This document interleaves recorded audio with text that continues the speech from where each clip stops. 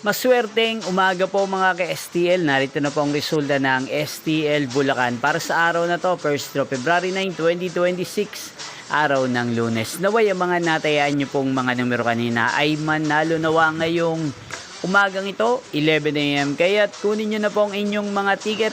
Narito na po ang resulta. Ang mga numerong nanalo sa STL Bulacan ngayong umagang ito, February 9, 2026, 11 AM. First draw result 3 at 7 in exact order. Again, 3 at 7.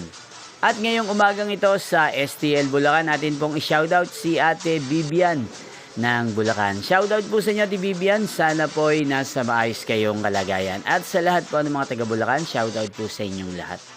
Inyo pong napanood ang resulta ng STL Bulacan. Magkita-kita pong muli tayo mamayang 4 PM. Thank you for watching.